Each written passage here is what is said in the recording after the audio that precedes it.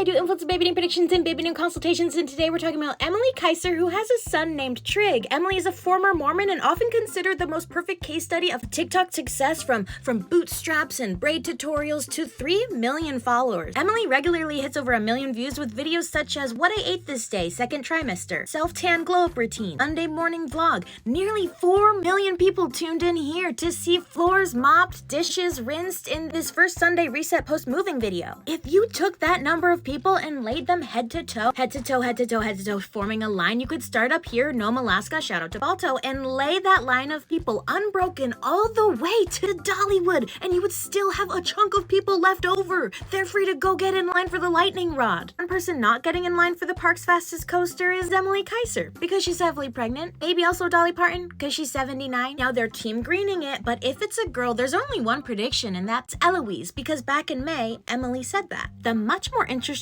discussion is what boy's name follows after Trig, which is a family name. I think the big question here is, when choosing another boy's name, what would their highest priority be? Is it going to be continuing the theme of a family name, focus on a cohesive sibling set, something again that's short, uncommon, or will she veer back to the style of her original favorites, which were simply Henry, Oliver, and Charlie? When grouping Eloise with that hypothetical set, it shows that they're favoring names that collectively feel like they would be looking through a frosted window pane and see Charles Dickens' Hard at Work by Candlelight. While Trig as a name doesn't feel like that at all, meaning a baby name prediction completely relies on knowing which element will be of highest priority for them, and I don't know. I really don't know. I have no clue. However, there is one possibility that feels too good to be true because it checks all 3 of these boxes. Think of Emilie, think of her husband. His middle name is Chapman. Maybe gets shortened down to Chap. Trig and Chap. Those are both quite short, unique, and not easy to forget. What is more Charles Dickens adjacent than hearing "Hello, chap," which is the informal British slang for boy or fellow? Wish I knew more family names. I love exploring that direction. We know their surname. We know Emilie's maiden name that she shared online, which gives me 2 nationalities of origin that they may pull a family name from. Yes, that's a stretch, but it's fun to think about. Now, where do I go to peruse vintage names of ancestors deriving from those places?